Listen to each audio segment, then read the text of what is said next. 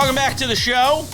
I've had my say in the big story on a just unthinkably tragic day for the sports world, the NASCAR community, the auto racing world in general. I can think of no better person to lean on for expertise and perspective on a day like this than Jerry Bonkowski, who does a terrific job with Essentially Sports, NASCAR and auto racing columnist. I consider him a historian of the sport, and somebody whose perspective I really value on a day like this. I wish we were talking on better terms. Let's just get to the nuts and bolts of this first. You know, the latest reporting TMZ had this morning is that he passed out in a simulator before being rushed to the hospital.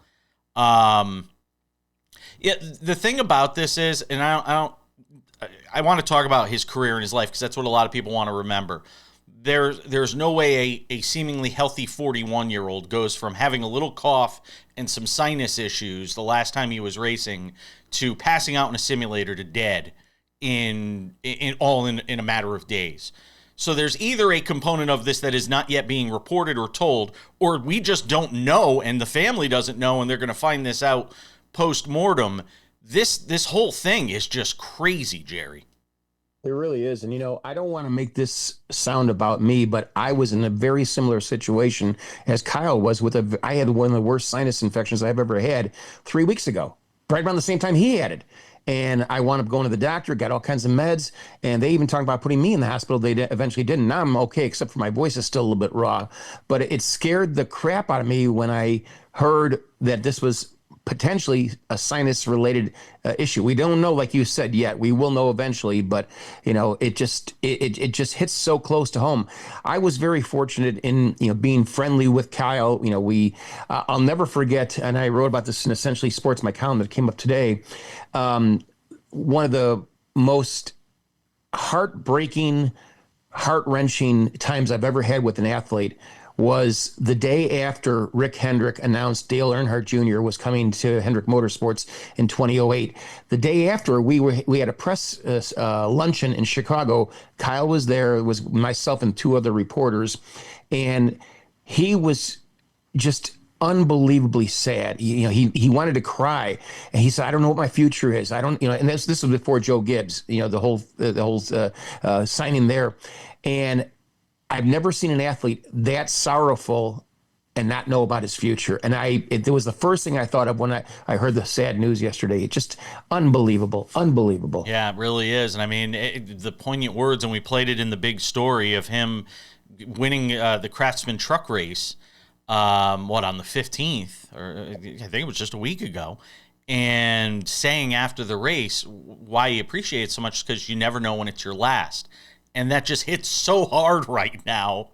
I'm trying to hold it together. When you see something like this, and all of these guys, when you get in the car, you think the thing that could take your life is driving 170 miles an hour, side by side with other vehicles. You don't think it's going to be, some sort of sinus situation or whatever we're going to find out eventually that took his life. And it just goes to, we talked about this recently when there was another passing in the sport of just how snake-bitten this sport feels like it is, of its stars and treasured, athletes of this sport losing their lives far too early, Jerry. And losing them not on the racetrack. Like you said, you didn't, if you kind of anticipate a driver passing, it's on a racetrack as opposed to something off the racetrack. And we saw that with Greg Biffle almost 6 months ago. And we saw that obviously with Kyle yesterday. And it's just like Kyle said, you never know when it's going to be your last one. And that goes for your last race, your last win, and your last day on earth. Is this generation's Dale Earnhart Jr. in terms of the significance of this passing? Unquestionably. In fact, a lot of people say, well, he wasn't as good as Richard Petty. No, I wouldn't exactly agree with that because he's got more wins. Of course, they're over 3 different series as opposed to just one series. Some people say he wasn't as good as Dale Earnhardt. I would disagree with that as well, too. I think that Kyle was most definitely our Richard Petty. He was our Dale Earnhardt. He was our Jeff Gordon. I mean, he was just an incredible individual. Yeah, he had a bad rep. He was, he liked to wear the black hat, so to speak. But that's what Dale Earnhardt did. And Kyle and I talked many times about how people compared him with Earnhardt, and he actually embraced that idea. He liked being the villain. He liked being the bad guy. But as he got older, as he got married, as he started having kids, he turned out to be really a heck of a nice guy, as much like his brother Kurt. Although Kurt obviously does not have any children, but very similar. Kurt was very hard around the edges early on in his career, and he became one of the nicest people there is out there. Same thing with Kyle. How will NASCAR rally around his family in a moment like this? You know, that's a difficult question to answer because there's going to be the obligatory moments of silence, the prayers at both the Coca-Cola 600 this Sunday night as well as the Indianapolis 500 earlier in the day, and that was Kyle's big thing. He wanted to do the double like his brother did. NASCAR is as bad as NASCAR, or I'm sorry, as hard as NASCAR took Greg Biffle. I think NASCAR is going to take this so much more difficult and so much more harder because he was an active driver. He was the first active, and I saw this stat this morning, first active driver to pass since Dale Earnhardt. Wow. That's an unbelievable stat. I mean, and you don't even think about it until you see it and you go, that's right, and it's sad. I think that NASCAR is definitely going to rally around Kyle and his family. He's not going to be forgotten. I can guarantee you that. And it's sad that people were talking to him the other day about when they announced the NASCAR Hall of Fame for next next January. They're going to induct him. People were saying, well, why wasn't Greg Biffle inducted posthumously and skipped over the eligibility rules? Well, people are going to start saying that about Kyle Busch as well too. But I can guarantee you, not next year in 28, or 27 rather, but in 28, you're going to see both of them inducted posthumously. Yeah, and I think you need that sort of period of time to sort of let this breathe. I know emotionally it sounds great to say, oh, just put him in now, but I think it's okay to let it breathe a little bit, Jerry. I agree with you. And although when Biffle passed, and I knew Biffle quite well. Yeah, I remember you saying. And I wrote that must the same day. I think I wrote that he should have been, a mandatory induction in the Hall of Fame, regardless of the rules. I feel kind of the same way with Kyle, but you're right. You do have to let this kind of, you need to let yourself calm down from all this and remember him for what he was. And this, as the more time that goes on, the more time you'll have to reflect and remember the man who he was on the racetrack as well as off the racetrack. And he was really a great guy off the racetrack as well, too. Very humorous. In fact, I mentioned in my column today about two videos. I found one. I couldn't find the other one, but there are two videos I remember very much about him. He was doing the Macarena and Gangnam Style videos, him dancing around. I mean, come on, Kyle Busch, a dancer. He actually was a pretty darn good dancer, I'll say that, though. Amazing. Jerry Bonkowski wrote a great piece over on Essentially Sports. I'd encourage everybody to check it out. We'll also link to it on the YouTube channel as well, so people can check it out there on our social media platforms as well. Jerry, a sad day for NASCAR. All my best, my friend. We'll talk to you next week. Thank you, Jason. Take care. Thanks for having me on. All right. That was good. Yeah. It's just one of those days where you have so much you want to say. Yeah, I know. It's just crazy. It really, I mean, it's, a lot of people said it. I'm still recording, just so you know. A lot of people said it. It's like Kobe. It's like Kobe. It's that big a thing. And I can tell you one of the things that tells me how big it is. And this is kind of a weird way of diagnosing or quantifying how big of a story this is. I post these SportsWrap shorts and things like that all the time on different topics, different subjects. The quick obituary that I did on him right after the news was announced, the numbers on it tell me how many people have been impacted by it. The number of likes, comments, just the viewership of it across all platforms tells me that this is hitting hard. It's hitting NFL hard. It's that big of a deal around NASCAR. And even people that didn't, even when I was in my time where I didn't follow NASCAR at all, I knew who Kyle Busch was. Right. And I got into the sport obviously late here over the last few years, but even I knew who Kyle Busch was, the M&M's guy. So for that tells you that the pull he had, even just among casual sports fans, Jerry. Well, the other thing, too, is that I think of all that's been said since yesterday, excuse me, the saddest part of it all to me is he will never get to race with his son. I mean, they had a couple of, small races that they were involved in the last couple of years, but I mean, he wanted to be there for his son when his son got eventually to NASCAR Cup. That was his goal. I mean, he wanted to be his mentor. He wanted to be his teacher. He wanted to be his coach. And that's all they ever talked about was, when Brexton will be, I mean, Brexton's what, 11, I think now. And so maybe in another 10 years or so, he would have been ready to go to NASCAR. And we won't see that. It's just the saddest thing. And people don't realize, he was 16 when he got to the Cup Series, and they had to basically change the rules for him. Right, exactly. And I mean, you think about that kind of impact on the sport. It's just remarkable. Jerry, always appreciate it again, my friend. And again, check out his column over at essentiallysports.com. We'll link to it in the comments below. Thanks, Jerry. Take care, Jason. Appreciate it. I got the historical context on his career and passing with Jerry Bonkowski from Essentially Sports earlier in the show. Fridays we talk with Tino Pattigno. Mondays we talk with Jerry Bonkowski. I wanted to allow both of them to sort of opine and remember such a figure that loomed so large over the sport. And Tino Pattigno is with us, as he is every Friday on this show.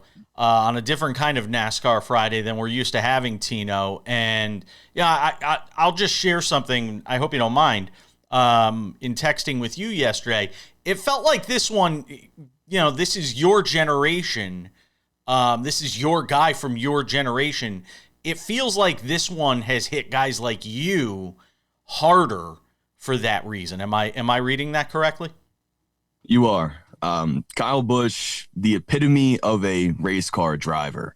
A lot of people yesterday in shock because of this, rightfully so. And I was speechless trying to comprehend what had happened. And in doing so and thinking about it and thinking about Kyle Busch and his legacy, the words started to come to me because of what he did for the sport, what he did for so many people, the experiences I have shared with others watching him drive a race car. But it's more than just that, right? And I'm 25 years old, so for Dale Earnhardt's passing, I was not there to feel it live in the moment. But I can only imagine it feels something similar like this. And the reason I say that is because Kyle Busch was such a personality, a polarizing personality and person. And the fact that for some people who may not know NASCAR, they still know Kyle Busch. And to me, that was very important growing up because this is a driver, this is a guy who 234 wins across all three series, 9th on the all-time wins list, 2 championships, right? But the story I want to share about him is how he inspired others to be themselves. Growing up, watching him, he was deemed as the villain of the sport, the bad guy on the track. You push him, he'll push you back harder and then go out and dominate a race. And something like that was awesome to see. But over time, that villain matured and it was truly just him being a competitor. And I think a lot of people got to see that version of Kyle Busch as he grew up, as I grew up, as other people who were watching the sport for a long time got to experience this shift in who he really was. But maybe it wasn't ever really a shift. Maybe it was more so him opening up and growing as we all can do. And I say this because we saw him be a race team owner, helping young drivers like William Byron, Christopher Bell, Bubba Wallace, and many more make it to the top level of the NASCAR Cup Series. We saw him become a father, right? And that was something that he embraced, whether it was posting online or not, but it was very visible, the fact that he supported his son in racing, but also his daughter as well, making funny videos with her. And that's something to where you see this fierce competitor on the track, but also seeing this loving father and caring dad. And to me, I'm laughing because they had to change the rules of the lower levels of the NASCAR Xfinity Series, which is now O'Reilly Series, and the Truck Series, because Kyle Busch would go out there and dominate so much. They didn't want him to win every single race there. And the young drivers now value racing against him and what that was like because he makes them better. And that was my whole feeling with this, is he was a driver and a person that just made people around him better, a competitor that was so fierce that you had to truly respect it. And this loss doesn't feel real because he was just that, real. And I think those are the type of people that impact lives the most, right? He was a person, an athlete, a pro athlete who turned a fan base into a nation, Rowdy Nation, as they call it. So I think that's his impact, that's his legacy, all that and much more. But when you stay gold in those ways, those are the type of people that leave an impact so profound to many others out there. You traveled to races from time to time. You know, I've seen you out here in Vegas. Whenever you did interact with him, what did you come away with? Just the presence, right? The aura, if you will, around him was strong. It was palpable. It was whether you're on the media center as a fan, walk by him on the track, that's Kyle Busch. And he, from race team to race team, whether it's with Joe Gibbs racing in the M&M's car or RCR driving the number 8 again, you felt that. And I'll also say this, when he was struggling, right? You know, it gets harder to win as you get older for a lot of people. I really admired the fact that he still tried so hard. This is a guy that has nothing to prove to anyone. He is one of the best all time to do it, to race a race car. But still, he tried to come up with solutions, was all in when the cards were against him. And that's not something that I think a lot of pro athletes would do in those scenarios that Kyle Busch was in. There is a race this weekend. I don't know if they're going to have it on Sunday because there's all sorts of rain in the forecast for the Coca-Cola 600. Does that race wind up getting pushed to Monday? And what kind of cloud is there sort of over that race? Just how heavy are the emotions going to be for a lot of these guys? The emotions are powerful for everyone in the sport right now, and even others. But this is a time that where NASCAR will go out there and they will race, just like they did after Dale Earnhardt's passing, just like they did in, after 9/11. This is a time to where our sport needs the sport. And Kyle Busch, unfortunately, it will never be the same with him not being there. Yeah. But guys like Denny Hamlin, guys like William Byron, any of the drivers out there can go have a strong race, put on a great show for the fans, because I know that's what Kyle would have wanted to do. Tino Pattigno does a great job. SiriusXM NASCAR Radio and on Tubi. Catch him this weekend as well. Thank you, my friend. Thank you. Was there anything else? And I'm still recording because I did the same thing with Jerry. Is there anything else you wanted to kind of put out there that you wanted to mention that we may have ran out of time for? About Kyle? Yeah, sure. One thing that I was going to say was how Denny Hamlin called him the Kobe Bryant of this was our Kobe Bryant. He said that. And then I also feel like I could have done more race preview, so my bad. No, it's okay, because like I said, there's probably not going to be a race on Sunday anyway, so we'll have a chance to talk about it on Monday. But yeah, like I said, I said this to Jerry before, I'll say it to you too. I use social media to measure a lot of these things, and it's incredible. Like what the outpouring that I'm seeing on social media on this tells you a lot. A lot of times social media can be a barometer of bad things, but this is one of those 100%. Moments where it's a barometer of just telling you how beloved a figure he was in the sport. It feels good to see that. Like I agree. Like social media pisses me off. But at the same time, I know it's good, but at the same time, I'll be a little bit of a Debbie Downer here and say we never give people their flowers until after they're gone. Exactly. You're 100% correct. 100%. And I'm glad. I really do appreciate the opportunity to talk about this because like I think I said a decent story, and that's me.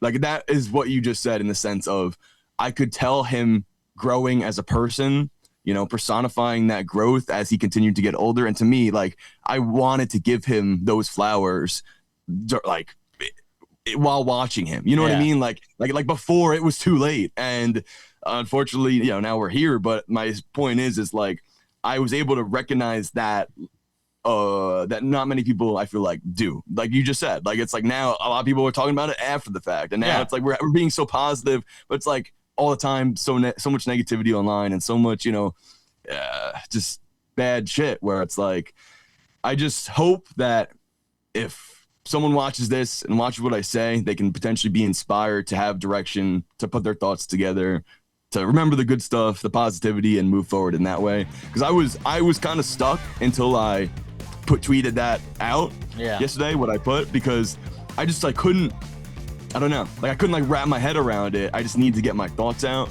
And once I did, I kind of was able to breathe. So, I just hope people could hopefully feel some sort of inspiration to move forward. Yeah. Yeah, it's gonna be interesting to see how the sport remembers them for the rest of the season too. Tino, always appreciate you, my friend. Thank you.